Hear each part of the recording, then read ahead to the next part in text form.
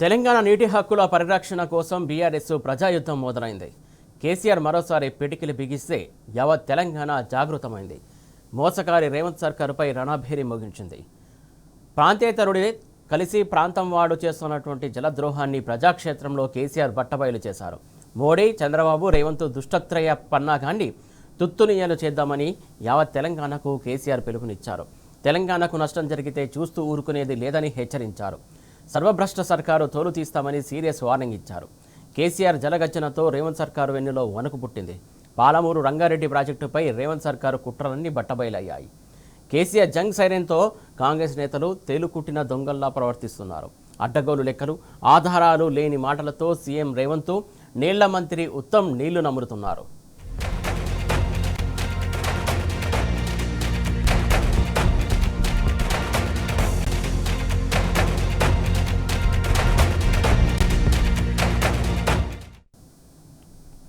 Palamuru Rangareddy project Krishna నీళ్లలో తెలంగాణ వాటాలకు సంబంధించి రాష్ట్రానికి కాంగ్రెస్ చేసిన ద్రోహం బట్టబయలైంది.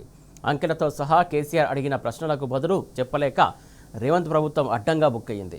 పాలమూరు రంగారెడ్డిని 90 టీఎంసీలకు కేసీఆర్ సర్కారు అనుమతులు సాధించి నిర్మాణ పనులు దాదాపు పూర్తి చేసింది. ఇప్పుడు చంద్రబాబుతో కుమ్మక్కైన రేవంత్ సర్కారు పాలమూరు సామర్థ్యాన్ని 45 టీఎంసీలకు దక్కించే కుట్రలో భాగమైంది. ప్రాజెక్టు డీపీఆర్ను కేంద్రం వెనక్కి పంపిన రేవంత్ సర్కారు దాచిపెట్టింది. 45 టీఎంసీలు చాలు అని స్వయంగా నీళ్ల మంత్రి ఉత్తమ్ కుమార్ రెడ్డి కేంద్రానికి లేఖ రాసిండు. కాంగ్రెస్ చేసిన ద్రోహాన్ని కేసీఆర్ ప్రజాక్షేత్రంలోనే ఎండగట్టారు.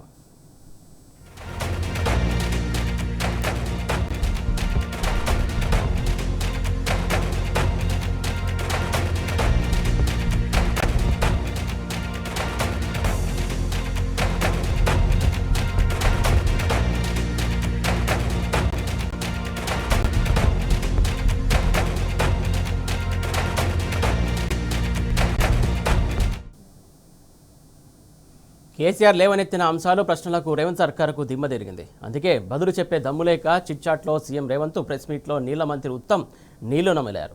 ఆధారాలు లేకుండా, లెక్కలతో పని లేకుండా అదే పిచ్చివాగుడు వాగారు. కృష్ణా నీటిలో తెలంగాణ నష్టంపై ప్రిపేర్ కాలేదని మరోసారి మంత్రి ఉత్తమ్ పాతపాటే పాడిండు. అసలు నీటి వాటాలపై ప్రిపరేషన్కు ఉత్తమ్ కుమార్కు జీవితకాలం సరిపోతుందా అని ప్రజలు నవ్వుకుంటున్నారు. ఇక సీఎం రేవంత్ మాత్రం కేసీఆర్ సభలకు బెంబెలెత్తిపోతున్నాడు. అందుకే అసెంబ్లీలో చర్చిద్దామంటూ ఏమాచుతున్నాడు. అసలు 2 నెలల్లో ఎక్కడైనా రేవంత్ సర్కార్ అసెంబ్లీని సక్రమంగా నడిపిందా? సరుకు లేని సీఎం, సబ్జెక్ట్ లేని మంత్రుడు, వీళ్లలో అసెంబ్లీలో చర్చించేదెలా అంటూ బీఆర్ఎస్ నేతలు ప్రశ్నిస్తున్నారు.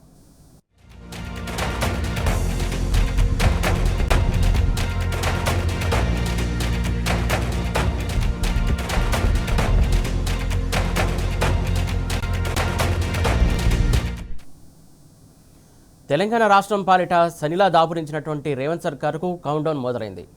నీళ్ల నుంచి మొదలైంది తెలంగాణ ఉద్యమం.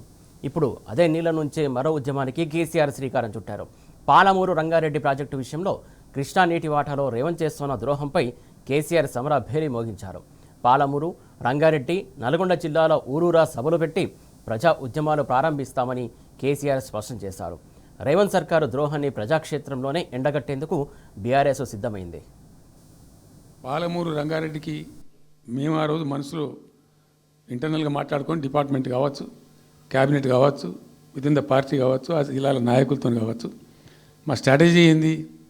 పాలమూరు రంగారెడ్డి ఎత్తిపోతల పథకానికి 170 టీఎంసీలు తీసుకోవాలి. This was the strategy of BRS government. ఎట్లా, ఎక్కడి నుంచి తీసుకోవాలా? అనేక ఆంక్షలు, మాటలు బట్టి డైలాగులు, ఏపీ నుంచి వచ్చే వ్యతిరేకత, ఇవన్నీ దృష్టిలో పెట్టుకొని ఏం చేసినాం? నికరంగా లెక్కలు తెప్పించినాం. ఈ మహబూబ్ నగర్ జిల్లాలో మైనర్ ఇరిగేషన్లో పాత చెరువులు ఏవైతే బచావుతున్నప్పుడు లెక్క పెట్టినటువంటి చెరువులు ఏవైతే ఉన్నాయన్నీ మాయమైనవన్నీ, వాటి సామర్థ్యం ఆ రోజు ఎంత, ఇవాళ నెట్ సామర్థ్యం ఎంత, కేంద్రానికి సమర్పించి ఒక 45 టీఎంసీ దానికి కేటాయించింది. ఆ రోజు మేము ఎంత అంటే 90.81 టీఎంసీ. అయితే 170 ఎట్లా అంటే మరి మాకు ఇంకా వాటా వస్తుంది కదా.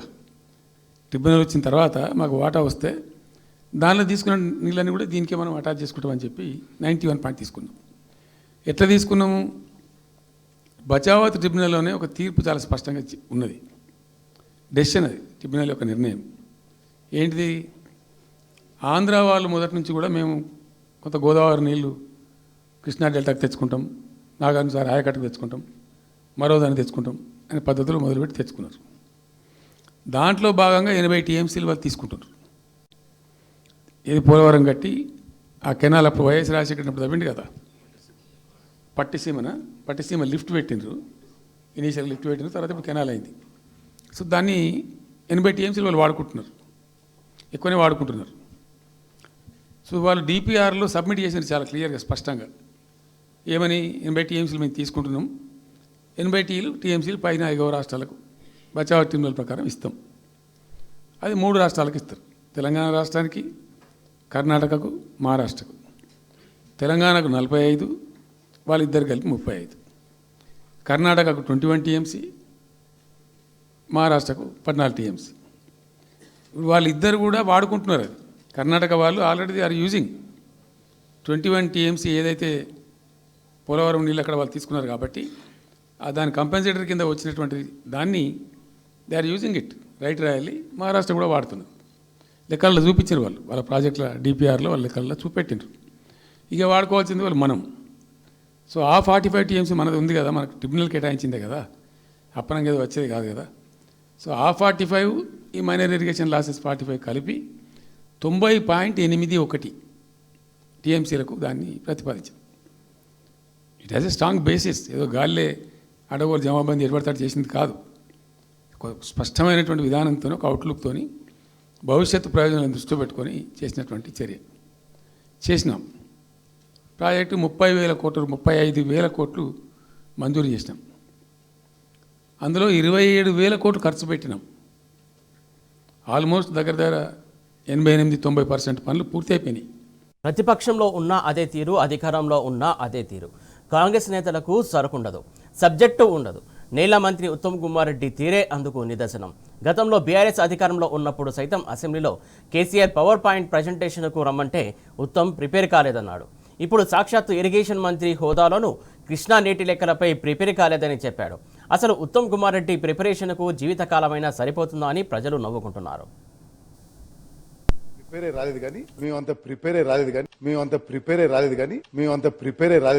ఒక్కసారి దొరికినారు మాట్లాడుతున్న చర్చ కంటే లేలే మేము ప్రిపేర్ అయ్యి రాలే. మరి పీకనీకి వచ్చిరా? ప్రిపేర్ అయ్యి రాకపోతే ఎందుకు వచ్చినట్టు అసెంబ్లీకి? మాట్లాడతామని వచ్చిందా లేకపోతే మన గోళీలు ఆడతామని వచ్చిందా? కృష్ణా నదీ జలాల విషయంలో నేను ఇంకా వివరంగా రేపు ఫ్యాక్ట్స్, ఫిగర్స్, డేట్స్ తో సహా క్రాలజీతో రేపు చెప్తాను. అంటే ఈరోజు టైం తక్కువ ఉంది, మిమ్మల్ని కూడా ఎక్కువ ఇబ్బంది పెట్టకుండా అర్థం. ఈ ఫైనాన్స్ విషయంలో ఏంటంటే గతంలో నేను మీకు మొత్తం ఫిగర్ చెప్తా. ఇవాళ ఇక ఉత్తమ్ కుమార్ రెడ్డి గారు ఇక అంటే బాధపడతారేమో కానీ ఆయన వెనకట కేసీఆర్ గారు కాళేశ్వరం మీద అసెంబ్లీలో ప్రజెంటేషన్ పెడితే నేను ప్రిపేర్ అయ్యి రాలేదు అని అసెంబ్లీలోకి వెళ్ళి లేచిపోయాడు. నువ్వు శాఖ మంత్రి అయ్యి ఇప్పుడన్నా ప్రిపేర్ అయ్యిరా. ఏంది ఆ ప్రెస్ మీట్లు ఏంది? ఆ ప్రిపేర్ కాకుండా ప్రెస్ మీట్లకు వస్తే నీ పరువు పోతుంది, ఆ ప్రభుత్వం పరువు పోతుంది, రాష్ట్ర పరువు పోతుంది కదా. నేను ప్రిపేర్ చేస్తున్న అధికారులు కూడా మరి సరిగా ప్రిపేర్ చేస్తలేరా? నువ్వు సరిగా ప్రిపేర్ అవుతలేవా?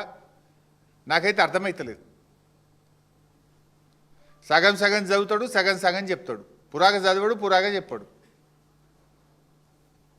ఇప్పుడు పాలమూరు డిపిఆర్ 2023లో వాపసు వచ్చింది అని నిన్న ఉత్తమ్ కుమార్ రెడ్డి గారు మాట్లాడినారు.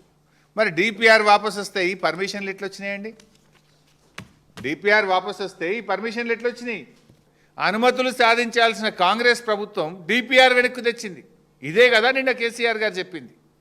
మేమేమో 7 అనుమతులు తెచ్చినాం, మీరు ఒక్క అనుమతి తేలేదు, డిపిఆర్ మాత్రం వాపసు తెచ్చుకున్నారు. 5th May 2025 పాలమూరు డిపిఆర్ వాపసు వచ్చిన లేఖ ఇది. మీరు డిపిఆర్ వాపసు వచ్చి ఇప్పటికి 7 నెలలు. 7 నెలల నుంచి ఎందుకు పెదవులు మూసుకున్నారు? పుట్టిన గడ్డ పాలమూరుకు రేవంత్ రెడ్డి తీరని ద్రోహం చేస్తున్నాడని మాజీ మంత్రి హరీష్ రావు మండిపడ్డారు. అసలు పాలమూరు రంగారెడ్డి ప్రాజెక్టు విషయంలో కాంగ్రెస్ సర్కారు ముందు పాపమే చేసిందన్నారు. గత బీఆర్ఎస్ ప్రభుత్వం 90 టీఎంసీలకు దాదాపు అన్ని అనుమతులు సాధించిందన్నారు. కానీ ప్రస్తుత రేవంత్ సర్కారు మాత్రం చంద్రబాబు కోసం పాలమూరు ప్రాజెక్టు సామర్థ్యాన్ని 45 టీఎంసీలకు తగ్గించేందుకు ఒప్పుకుందన్నారు. ఆధారాలతో సహా రేవంత్ సర్కారు ద్రోహాన్ని హరీష్ రావు బట్టబయలు చేశారు. ప్రభుత్వం పోవడానికి 2 నెలల ముందు 10/8/2023 అంటే ఒక్క నెలనే కదా, డిసెంబర్ ఏమో, 2 నెలల ముందు 10/8/2023లో 90 టీఎంసీలకు డిపిఆర్ను మేము పంపిస్తే 10/8/2023 నాడు ఈఏసీ క్లియరెన్స్. ఇది 27/10/2023 అంటే ఒక్క నెల ముందు, ప్రభుత్వం పోవడానికి ఒక్క నెల ముందు. ఇది forest department, environment and forest department నుంచి వచ్చిన క్లియరెన్స్. ఇట్లా అనేక క్లియరెన్స్లు, దాదాపు ఇవన్నీ క్లియరెన్స్లు మేము సాధించినాయి. ఆనాడు డిపిఆర్ వెనక్కు పంపిస్తున్నాము అని మా ప్రభుత్వం ఉన్నప్పుడు కేంద్రం చెప్పింది. చెప్పిన వెంటనే 2 రోజుల లోపలనే ఆనాటి మా ఇరిగేషన్ సెక్రటరీ రజత్ కుమార్ గారు లేఖ రాసి ఢిల్లీకి పోయి మీరు వెనక్కు పంపొద్దు అని ఒత్తిడి పెంచి పోరాడి కేసీఆర్ గారు స్వయంగా నీటిపారుదల మంత్రితో మాట్లాడి ఆ డిపిఆర్ యొక్క ఈ ప్రాసెసింగ్ కంటిన్యూ చేసినాం, అనుమతులు సాధించినాం. మేము అనుమతులు సాధించాల్సిన కాంగ్రెస్ ప్రభుత్వం డిపిఆర్ వెనక్కు తెచ్చింది. ఇదే కదా నిన్న కేసీఆర్ గారు చెప్పింది. మేమేమో 7 అనుమతులు తెచ్చినాం, మీరు ఒక్క అనుమతి లేదు, డిపిఆర్ మాత్రం వాపస్ తెచ్చుకున్నారు. ఇవాళ డిపిఆర్ వాపస్ తెస్తే మరి అనుమతులు ఎట్లా వచ్చినాయి మా హయాంలో? ఎందుకు మాట్లాడతావు ఉత్తమ్ కుమార్ రెడ్డి సగం సగం? నిన్న ఉత్తమ్ బుకాయిస్తుండు, లేలే మేము 45 టీఎంసీలకు ఉత్తరం రాయలే, మేము అడగనే లేదు అన్నాడు. ఇగో ఇది ఉత్తమ్ కుమార్ రెడ్డి రాసిన లెటర్. ఇదేమో 90 టీఎంసీలు పాలమూరుకు కేటాయిస్తూ కేసీఆర్ గారు ప్రభుత్వం ఇచ్చిన జీవో నంబర్ 246 2022 సంవత్సరం 90 టీఎంసీలు ఇచ్చిన జీవో. ఇదేమో 45 టీఎంసీలు చాలు అని ఉత్తమ్ కుమార్ రెడ్డి ఢిల్లీకి రాసిన ఉత్తరం. 45 చాలు అని ఉత్తరం రాసిన ఢిల్లీకి. 45 చాలు, మా డిపిఆర్ని అప్రైజల్ చేయండి అని సిగ్గు లేకుండా ఈ రాష్ట్ర ప్రయోజనాల్ని దెబ్బతీస్తూ ఢిల్లీకి ఉత్తరం రాసిండు ఉత్తమ్ కుమార్ రెడ్డి, రేవంత్ రెడ్డి. తలకాయ ఎడబెట్టుకుంటారు ఇప్పుడు మీరు. మేము ఉత్తరమే రాయలేదన్నావు కదా, ఇది మీరు రాసిన ఉత్తరమే, సంతకం నీది కాదా? ఇది నువ్వు రాసిన సంతకమే, నువ్వు పెట్టిన సంతకమే, మంచిగా చూడు బై. 45 చాలని, మేమేమో 90 టీఎంసీలకు 7 అనుమతులు తెస్తాం, నువ్వేమో డిపిఆర్ వాపస్ తెస్తావు, సగం జాలు 45 జాలని ఉత్తరం రాస్తావు. అసలు ఏమన్నా మాట్లాడే దాంట్లో ఒక అబద్ధాలు ఆడడానికి కూడా ఒక హద్దు పద్దు ఉంటుంది. పాలమూరులో 90% పనులు పూర్తయినాయి, మిగతా పనులు చేయండి అంటే ఏడైనాయి అంటాడు. పోదామా మరి? డేట్ ఫిక్స్ చేయి, ఇద్దరం కలిసి పోదాంపా. 35,000 కోట్ల రూపాయలతోని మేము ప్రాజెక్టు రూపకల్పన చేస్తే 27,500 కోట్ల రూపాయల పనులు బీఆర్ఎస్ హయాంలో జరిగాయి. 16 సెప్టెంబర్ 2023న కేసీఆర్ గారు మోటరే ఆన్ చేసింది కదా.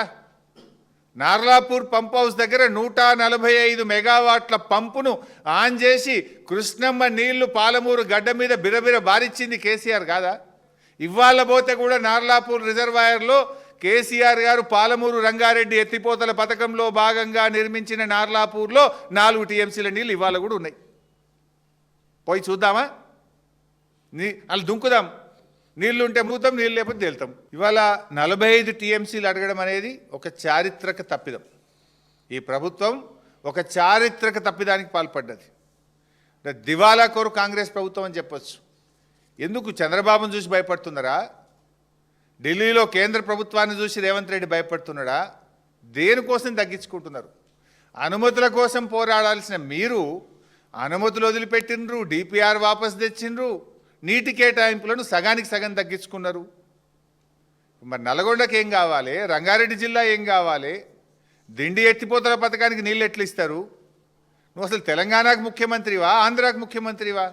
ఎవరి ప్రయోజనాలు కాపాడే ప్రయత్నం చేస్తున్నావు? పాలమూరు బిడ్డ అని చెప్పుకుంటూ పాలమూరు గొంతుకు వస్తున్నావు కదా నువ్వు. ఈయన ఇంతకు ప్రిపేర్ కాడు, ఆయన అంతకు ప్రిపేర్ కాడు. ఒక ఆయుధం పట్టుకుంటాడు, ఇక గదే చెప్తుంటాడు, ఊకదంపుడు కొట్టుడిగా. విషయం ఉండదు. 299/512లో ఆనాడు అసలు ఈ 299/512 ఏడికెళ్ళి వచ్చిందండి? కాంగ్రెస్ ద్రోహం కదా. కాంగ్రెస్ పార్టీ ఆనాడు మరణ శాసనం రాసింది.